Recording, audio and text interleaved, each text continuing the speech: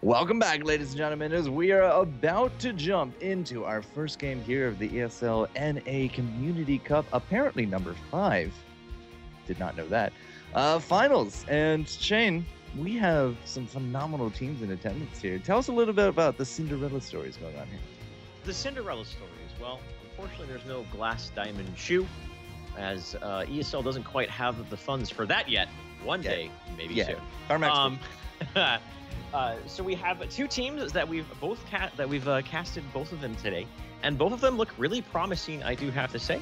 On one side, we have Nexus Globetrotters, who, if you've been watching Heroes of the Storm, or you're an old League player, that you probably recognize some of them with Anxiety, LOL, and I believe you said Cossix is an old League player, Bellamorte, I believe, as well, but Kiefer's is a old teammate of 2Arc. When 2Arc was really in its strongest and most successful time, Kiefer's was really the head of that team.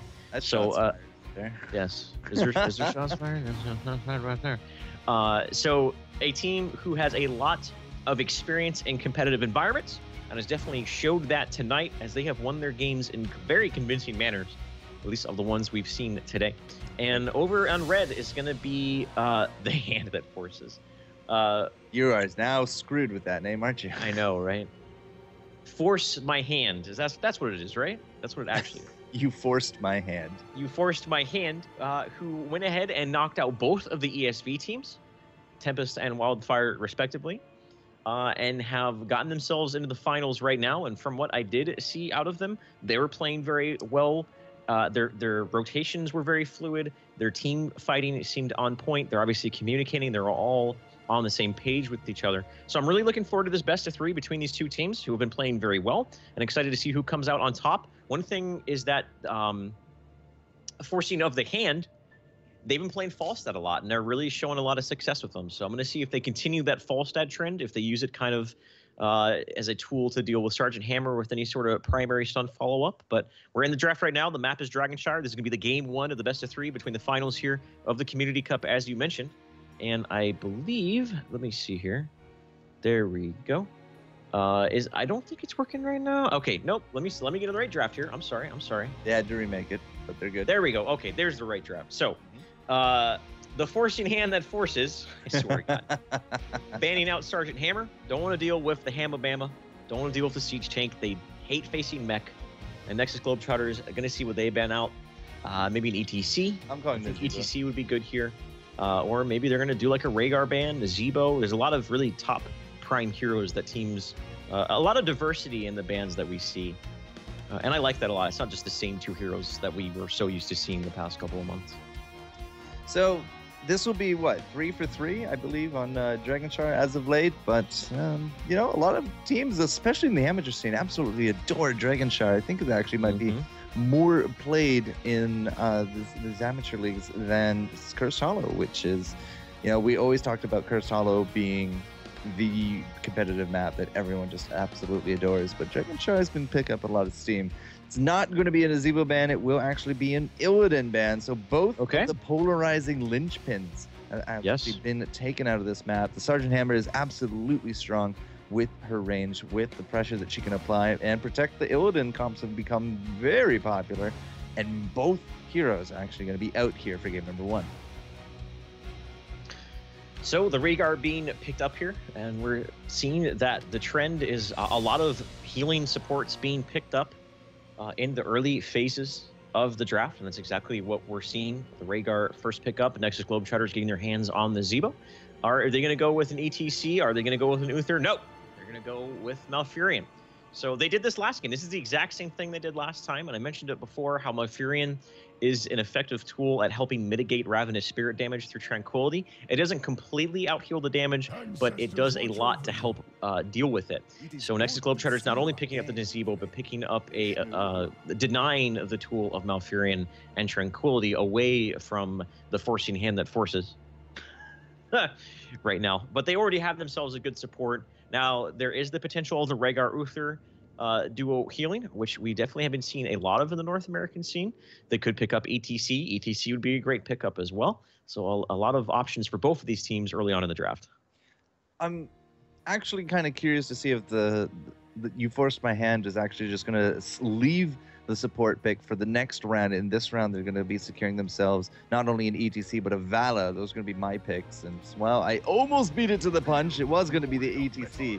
Yep. But he is basically the tank of choice right now. And when you need a good back end and you can't take a Sergeant Hammer and Zebo's already down on the floor, what do you normally kind of just default to? Well, we've been seeing a heck of a lot of Vala still. She's still pretty much just the #1 assassin NA.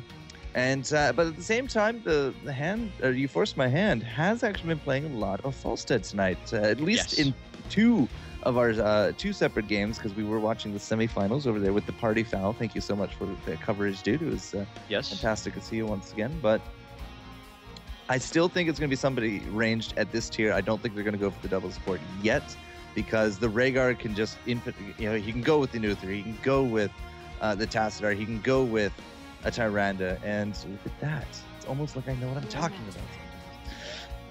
about. Yeah, so picking that up, looking at Nexus Globetrotters, what other options do they have to get themselves a good backline DPS? We've been seeing a lot of Tyron. That would be the potential for that pickup. Falstad, as you mentioned, is but that's what the Forcing Hand has been picking up more so than anything else. But no, going with the Tychus, we've seen him several times today with varying levels of success, and they went with the Diablo again. So Nexus Globetrotters sticking with what they've already had success with. This draft is almost identical to what they did last time here, Sean. I clicked Raynor instead of Tychus. Oh. PSA, that's not Raynor. I can understand. I can see how that mistake would be easily made, both of them being Terran and StarCraft. Right, and they're both wearing helmets in their pictures. Yes, exactly. One's black, one's blue. So that is a Tychus, not a Raynor. I'm not going to bother resetting all the buttons at this point, because we're nearly done with the draft. But you are right. With the Diablo, he's very much on the rise. We've now seen Lightning Breath. I've seen in the previous amateur leagues, Apocalypse for Wombos. Once again, Diablo here with the Malfurion and the Nazebo. Nexus Globetrotters, this is almost 100%. Okay. I'm calling it. This is almost 100% their comp from last game. But on the flip side, as Shane is getting super excited, it's going to be a Tyrande to be dueling here with the Rhaegar. As I said, could be a Tassadar, could be an Uther, could be a Tyrande. All of them is going to feature very well, because it's either shields and heals, or shields and stuns, or shields and heals and stuns, or in this case, double healing ward. Yes. Oh, that's a very good point, especially with the Tassadar pickup. They could get that with him. That'd be absurdly good. But both of these drafts are looking familiar. Nexus Globetrotters went with this almost identical draft, and the last time we casted Forcing Hand, they did this. They had this draft, remember, on Sky Temple. I believe instead of a Rhaegar, they had an Uther, but they went with a ETC. They had the Vala went Rain of Vengeance, Tyron Starfall. They had a Falstad, which is why I said I won't be surprised if we see a Falstad pickup. There is a lot of other options. They could go with that double healer composition, as you mentioned. The Tassadar would also be a very, very effective tool, I believe, as well. Sonya, I don't think we're going to see Sonya here. That would be a little weird. They already have some decent tools at dealing with the Witch Doctor. I feel like maybe that would be a little bit overkill, but there's still definitely potential of it. So we're going to see here, they're definitely taking their time here, Sean, as their reservoir. The reserve time is ticking down here. And okay, so it is the Tassadar. I like that pickup. I was between the Tassadar and the Falstad. I really like the draft coming out of them. It's very well-rounded. It has a good early game. They have great laning. They're very strong lane heroes. They have phenomenal team fight, good wombo combo. All right, ladies and gentlemen, it is time for the Lost Vikings. Hype, hype, hype. So I was saying that this looks exactly like a team comp that the Nexus Globetrotters had just played with. This is what they rolled in the quarterfinals to get into semis. Who did they beat in the quarters? I'm trying to remember now. It was Mythological Sword Beta. They lost to this exact comp on this exact map. Team name. Mythological Sword Beta. Come on, man. Mythological Sword Beta. If I ever join another band, I know where I'm going to find my name for that band. Just watching competitive Heroes of the Storms. Amateur Heroes of the Storms. If any of you guys are musicians or just need a name for any sort of band or anything like that, just get some ideas from these guys, because these guys are just good idea machines when it comes to naming things. But the draft is here. Lost Vikings on the Dragonshire.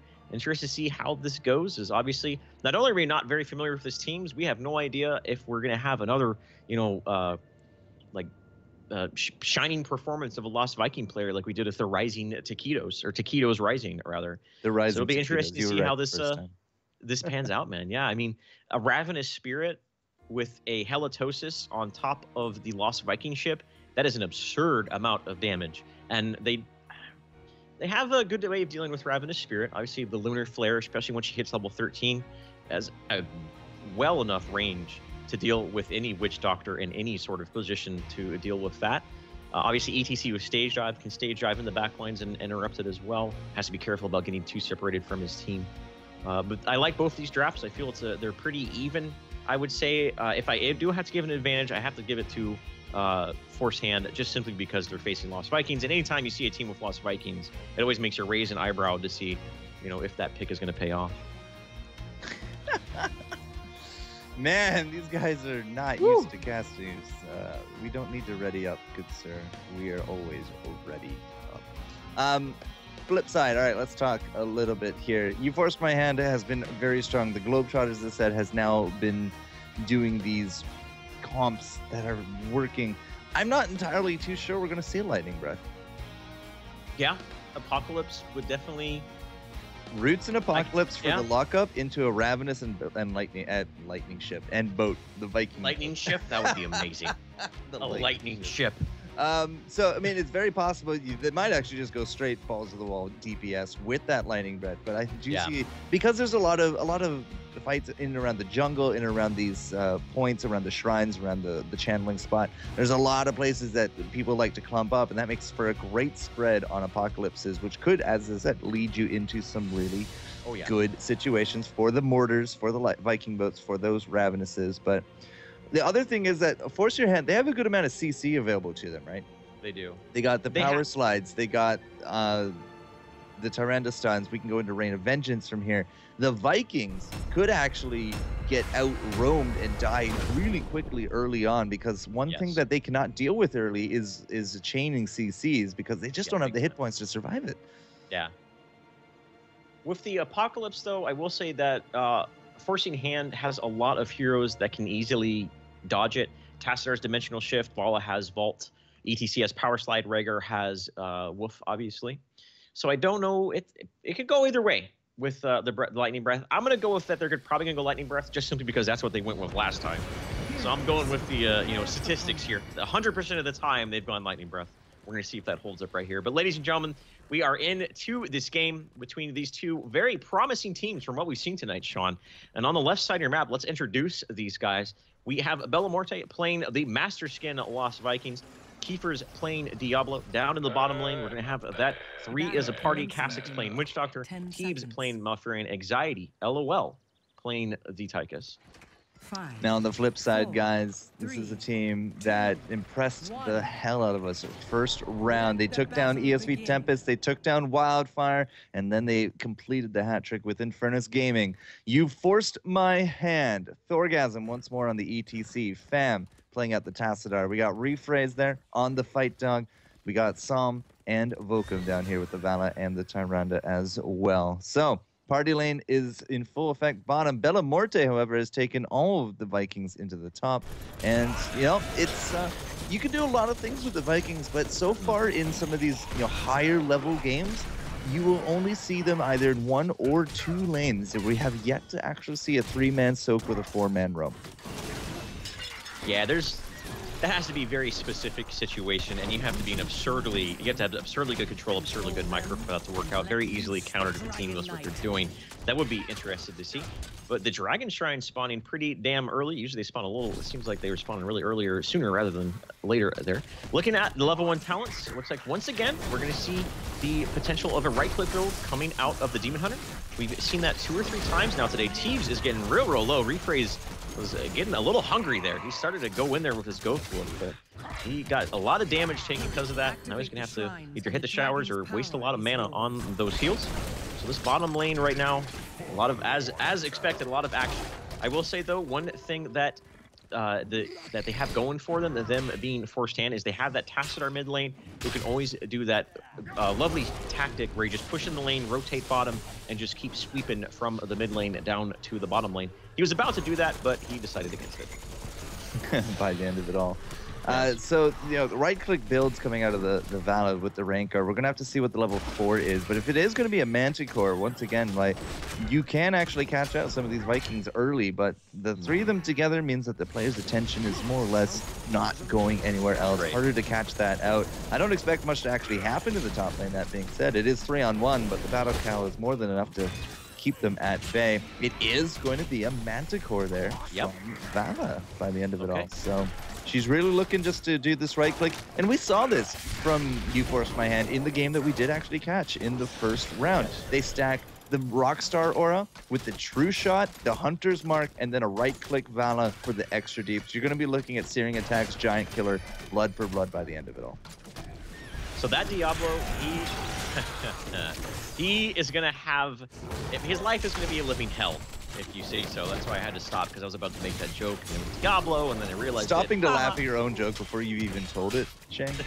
You're better than that, sir. I just knew it was. I just knew it was that bad. I acknowledged how bad of a joke it was before I even said it. That's all that happened. But that Diablo, I mean, he's gonna be able to just get absolutely teared apart by this draft. Speaking of people getting torn apart, Cassix is getting very, very low, almost going down there. Refray is also going down. These guys are just constantly trying to get to killing each other. Look at all these low health bars here, man. But no one going down quite yet. Experience dead even, 0-0 kills. So looks like some static laning, some static gaming out of both of these teams right now. Level 7 is going to come here soon, and it's just going to kind of business as usual from there on out. We got horse pants in the chat, ladies and gentlemen. If you got Viking questions, you hit that man up. Because he might be half horse, half pants, but he's all Vikings when it comes to heroes. Oh, the pantalones. Level 7 now going to be applied. Will be the Searing. Will go here with the Manticore? It will. The static charge coming out there as well. So far, pretty on-point builds that we've seen from You Force My Hand. On the flip side, though, we do got the jump. We do got the spin to win. I do like taking both of those when I do play my Vikings. It's a very powerful combination because it does allow you a little bit of invulnerability, and the spin to win, the triple spin. Not everybody actually knows this, but only one damage number comes up, but it will uniquely do the damage. And it's a great creep clearing tool. It's great murking, and of course late game with the body blocks, you can really put out some bigger bursts. Speaking of the Vikings, though, they are absolutely dominating this top lane. It's not exactly a fast fashion, but it's still going their way. But it does look like Blue is now taking both shrines, Shane. Yeah, this back and forth contention in the bottom lane, still no one going down. They were able to get the Siege Ogres. I don't know if they're going to be able to do much of anything with it, as they definitely have some good tools to clear that up there. And just still waiting for one of these teams to make a rotation. And as I say that, ETC actually coming down in the mid lane, and Tassadar's going top. So they're doing a little bit of a switcheroo here. ETC doesn't feel like he's able to deal with the Vikings very well, and we see the damage being done. They're actually, Bella's doing a phenomenal job here in the top lane. Both the tier 1 towers being taken out there, but mid lane Tassadar is doing some equal damage as well, with the tower, tier 1 tower going there as well. And Experience is a little bit in the way of Forced Hand, but nothing insurmountable by any means. Both these teams are probably going to hit level 10 around the same time. Bella Moore just saying, nope. Goes right back to mid. Follows the battle. Man. Thorgasm shall just say, nope, look what they're doing, look! That's too funny. Oh, Bella needs to be careful here. If he gets caught out here with an ETC power slide. Okay, Bella knew he had to retreat there. He was pushing in a little too far there.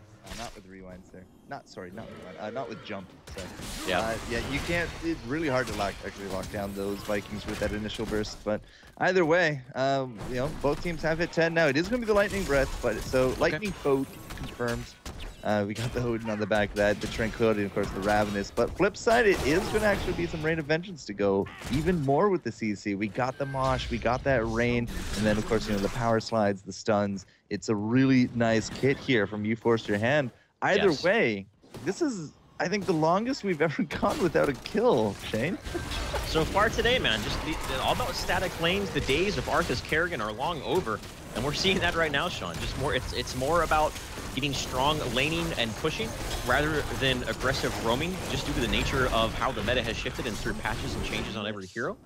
And unfortunately, that's just kind of the teams are kind of catering to what the strengths of the heroes, and that's just kind of the style right now.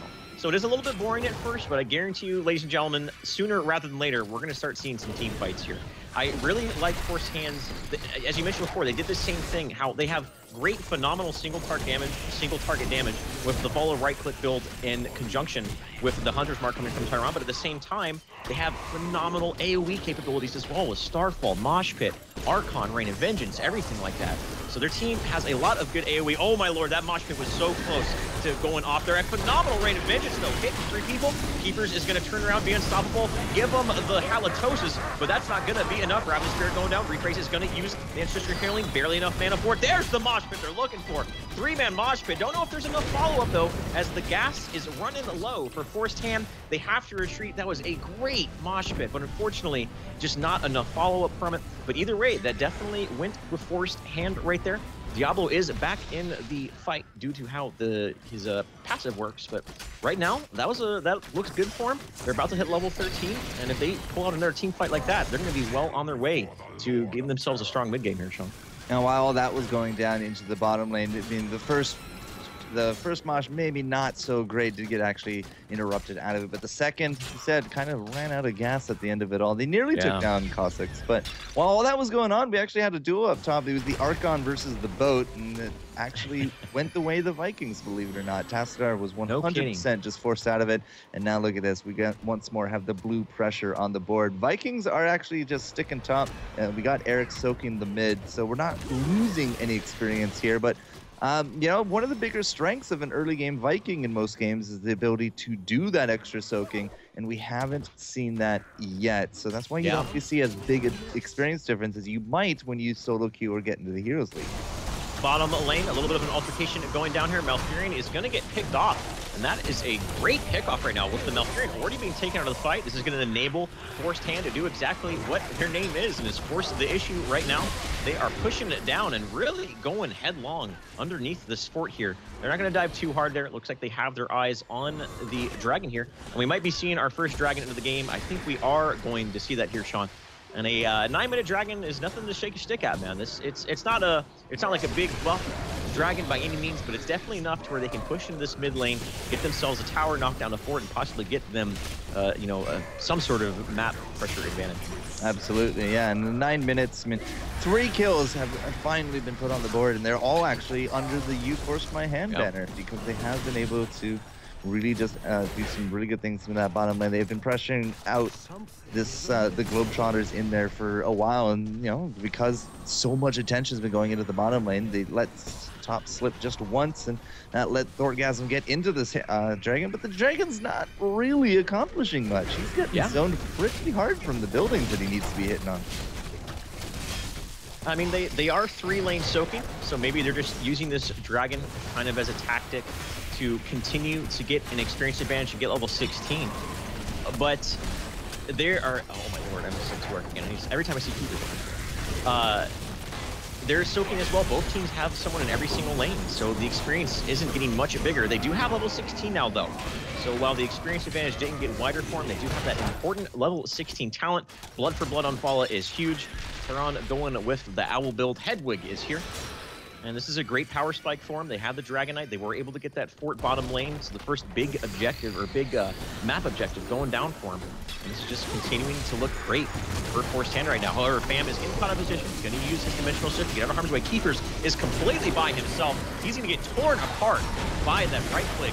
Fall at Demon Hunter on Som. Rain of Vengeance unfortunately whiffed, but they have already used Forced and Odin, Forced to Tranquility. Ravenous Spirit is still here, so if Kha'Zix gets in a good position and sees an opportunity, he can use that. There's a good mosh pit. Or no, actually, that is a terrible mosh pit. Oh my lord, completely whiffed. The zombies were rocking out, don't worry. The zombies were rocking out, yeah. I thought he tried mosh pitting his own team. Unfortunately, they weren't all on the same note, but they were able to get 2 kills nonetheless there. And Forced Hand, once again, looking great in this game so far. Yeah, now Tyrande has to deal with Olaf into the top lane. Neither of them should actually be going down, though Vulcan's going to try his best to take down the big guy. Finally, there's the jump and the gate. It's going to be enough. Eric and Baylog have invaded into the mid because they weren't winning these team fights, needed to go split that experience. They did not have Vikings at all in that big push. They were not defending. They were trying to push out this top, but Vulcan there the top was just able to just keep them at bay. There was no extra tower damage or fort damage being done. That is going to put us still on the back foot here for the Globetrotters. They're down in level, a little bit over level, but they are now actually equal on their talent tiers. So 16 both sides. It could be much worse, could be much better. Either way, both teams still neck and neck, not really giving too much ground between them. Yeah, Globetrotters have done a lot to mitigate the disadvantage that they've had. I mean, usually when you see a team, 5 kills to 0 at a level and a half experience advantage, having the clear map pressure advantage as well, usually you see a lot more being done with the Dragon Knight. But right now, the only thing they've lost is that tier 1 fort in bottom lane, and that's a testament to their strength right now. I mean, Bellamorte has not lost a single, I don't know, has he actually? Nope. I don't think he has. Not a single time has any of those Vikings gone down at all. Nope. But there we go, Firsthand picking up yet another Dragon Knight, and this is a even stronger Dragon Knight than we just saw. And I feel like right now that Globetrotters is a little bit out of position. The Lost Vikings are getting pressure top lane. The Dragon Knight is in the mid lane. So it looks like they're going to commit forward to this Dragon Knight top lane, but to mid lane rather. Top lane is going to get sacked though, because you have 4 people pushing in with Bruiser Man. So either way, Fort is going down, if not both of them. If they all now cycle up to the top, I mean, there should be some really clear pinging going on. There it is.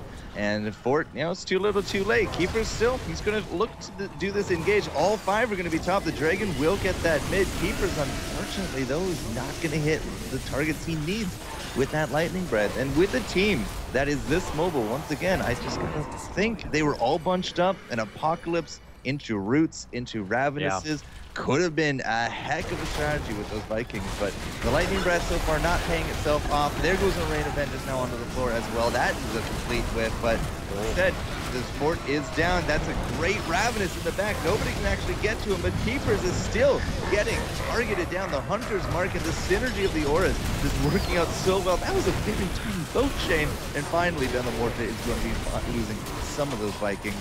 Another set of kills to 0. Here at this 13-minute mark for You Force My Hand. They're still playing absolutely out of their mind. Yeah, Keepers did not have his fire breath up. He went in there as if he did and just got absolutely torn apart by what's been tearing him apart this whole entire game. The Tyrannovala Demon Hunter just completely destroying him. I mean, Malfurion doesn't have the best burst healing. I mean, he has great AoE healing, great sustain healing, but burst healing is not what he's known for. And that's just really what Firshand's been taking advantage of through their draft. And it's been working out great for him, paying off in dividends. They're not too far off from level 20. All of the out lane forts are down for Globetrotters. So right now, their court is not looking as open as they want it to be. They still definitely have some strong late game potential here. The Lost Vikings at level 20, the boat can do an absurd amount of damage. Obviously, Odin has a lot of options as well, though we might see bulk coming out from him. But the big one is the Ravenous Spirit. The Ravenous Spirit at level 20 does just scale so well. Big late game spike. But looking at the late game that Firsthand has as well, they obviously have level 20 Archon. They have Bolt into Mosh Pit on ETC, which just makes Mosh Pit even more effective tool at zoning and just forcing the enemy team to constantly having to be aware of their position. The moment they're not in a poor position, they can just get caught in the Mosh Pit, and that can just be a game-ending Mosh Pit once you get into this late game situation. Respawn timers are upwards of a minute, and now we're going to have another Dragon Knight. Level 20 is here for him. This is a great situation for him that they've put themselves in. Yeah, the big story right now is level 20 to 18 at the 15-minute mark. The 2 levels are very huge in this regard. And I've never actually seen a level 20 Vala, single target Vala, actually get to there. It looks like Nexus Frenzy was the skill of choice. No Bolt for Psalm today. So once again, just playing to the strength of the single target burst damage. And I keep saying it, but in case you guys just tuned in, the synergies between True Shot, Aura, Hunter Mark, and Rockstar has been absolutely phenomenal in terms of the tank busting build coming out from You Force My Hand. As you said, they got themselves a dragon. They're pushing in. It is really super hard to fight when you're 2 levels down, especially with the Storm talents now in effect. Thorgasm, however, still there in the front line, eating away at these buildings, but in return, the hit points of the Dragon Knight are slowly starting to go down. He's going to be in a good position to get a good mosh off, I feel, but he's actually going to go back out. We've had a whole bunch of heroics now already thrown onto the table. Healing wards to cover the retreat here But there's little Eric. He's actually going to now join the fight. We still got the Lightning Breath, Ravenous, and Boat ready to go. I don't know if we're actually going to... Ooh, that was a mistake. Eric actually slept in the front. But is Forced Your Hand actually going to continue on and look for a forced fight? They are. They really had their eyes and their goal was set on this mid keep. With the Dragon Knight, I have to say, Globetrotters did a phenomenal job at mitigating the damage to the Dragon Knight. They weren't able to get the keep down on the first push, but obviously a little secondary push in, just able to do that little bit of damage that is needed to get that keep down in the mid lane. So now mid lane is open and susceptible to catapult pushes, any sort of backdoor shenanigans. And once again, just, putting the groundwork down to the moment they get a, 1 or 2 people picked off, they can just rush into mid lane, Dragon Knight or no Dragon Knight. They can just go into mid lane as long as they have this level 20 advantage and just kill the core down. Nothing they can do about it. So right now, Globetrotters are definitely on thin ice. There's a Bolt Mosh Pit onto 2. Teebs is getting focused down. He's going to go down before anything happens. No Malfurion, no heals, not looking good. Keepers once again are being absolutely destroyed by that synergistic duo that you talked about with the Vala and the Tyron. It is being played so well and doing so much work. Diablo is here once again.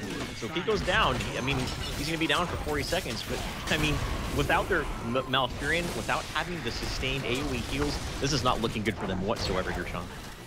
Come on, Cossix, there you go. Attack that healing ward. But it's actually just the trio between them. I mean, the Tassadar is there for the heals, the extra healing ward, the Rhaegar, of course, for, the things that Rhaegar does. Something I didn't actually consider is this a triple healing ward? And it is. If you take a quick look, it is. Right. Yeah, 1 and the totem and the second there. That's a lot of AoE healing. Now, sometimes you see these Diablos, and you're like, man, that's some big AoE damage with that Lightning Breath. Yeah, let's do that. Ravenous Spirits come out. Yeah, big damage. Triple healing ward. Yeah, that's absurd. and Storm Shield on top of it coming out from Rhaegar. Yep. They can mitigate so much of that damage. That's a very good point, Sean. That's... Well, a level lot 20 of it is literally here. just being negated. Level 20 is here for Globetrotters, though. So now they have that level 20 Ravenous Spirit, level 20 Lightning Breath, and level 20 Lost Vikings Boat. So their AoE damage just spiked up big time. So it's all going to see, are they going to be able to mitigate enough of that damage through the tools that you just mentioned to keep themselves alive in the team fights? Globetrotters has not really had a solid team fight throughout the course of this match whatsoever. And oh my lord, getting moshed up like that in one little group is never a good idea. Malfurion gets completely caught out of position. Keepers is going to be down for a minute. This might be the end for Globetrotters right now. The Lost Vikings are going to get picked apart here, at least one of the 3 going down. And Forced Hand could absolutely just march down mid lane and win the game right here. And I think that's what they're going to do here. 2 Vikings look like they're going to be the survivors, but that is it for the survivor count. Healing wards, the lockup. This is a very scary combination coming up from You Force My Hand.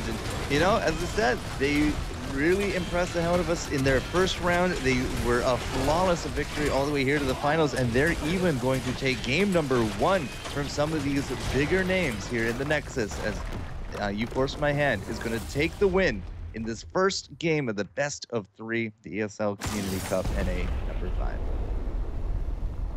I'm very impressed with them, man. I was saying, I'll admit it, I felt like Globetrotters was the favorite, at least for me personally. That might be a little bit of a bias because Kiefer's is a former teammate of mine, but also because I recognized a lot of the names on Globetrotters. But obviously Forced Hand is showing that they got what it takes to, take down the veteran names and the veteran team that they're up against. So well done by them. And they went with that draft that we talked about many, many times, how it's just, it complements each other so well. They have strong single target damage. They have strong AoE damage. They have a great laning phase with a Tassadar, a Vala, ETC. Those are all great laning phases. They have the utility coming out of a lot of vision. When you have a Tassadar and a Tyron, that's an insane amount of vision. So you are always having a good situational awareness, good map awareness to rotate with. I really, really like that draft. And I won't be surprised if going into game 2 here, Sean, if they stick with that core kind of Vala, Tyron, Tassadar, that seems to be the core of what they're doing there. And I really, really like it. Now, the ban against them was Illidan from the Nexus Yes. Globetrotters. Might just become an ETC instead, might be a Vala instead, might be anything at this point. But Illidan is not something that we've seen them play, so Yeah, you might they see should. that revised. Of course, the counter ban from You Forced My Hand was the Sergeant Hammer, and I believe that was their ban 3 for 3 or 4 for 4 for all the games that we've seen here today from them. So I wouldn't be surprised to see that as well. But we're going to find out what map are we going to for game number 2. What will the draft be? Will we see more Vikings? Will we see a bit more of a variety? We're going to have to find out as we return here with game number 2. FourCourtJester will be here all the way to the end. So hopefully you guys will join us in discovering which of these teams will take home the guts and glory today and when we return.